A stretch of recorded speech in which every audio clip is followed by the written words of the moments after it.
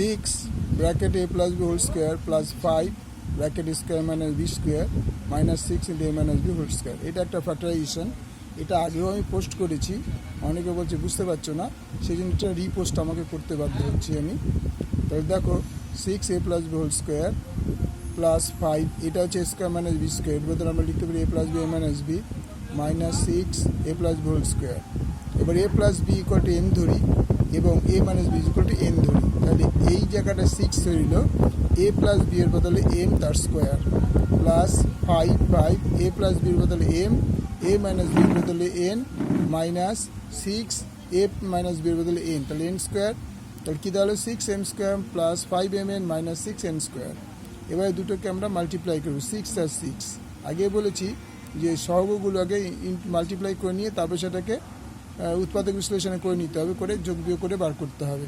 তো 6 6 36, 36কে আমরা ভাঙিয়েছি 18 9 3, তাহলে 2 2 4 3 3 9, 9 থেকে 4 বাদ দিলে মাঝখানে 5টা পাওয়া গেলো, দুটো আমরা ডিভাইড করেছি। তো 6m square plus 9m minus 4m minus 6n square. এই দুটো থেকে আমি 3m কমন নিই, 2m plus 3n minus 2n কমলে 2m প্লাস 3n, তাহলে এইটা কমন, এতে কমন নিলাম, পড়ে রইলো এইটা আর এইটা।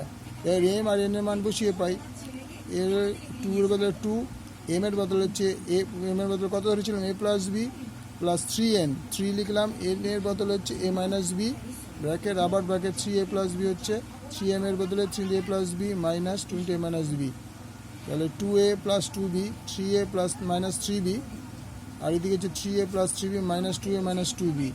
এবার এইটা এই 3 আর 2 যোগ করে 5a হয়েছে, আর দুটো বিয়োগ করে মাইনাস b হয়েছে, আর এই দুটো যোগ করে বিয়োগ করে হচ্ছে a, R 3b R 2b যোগ করে হচ্ছে 5b। Okay, thank you.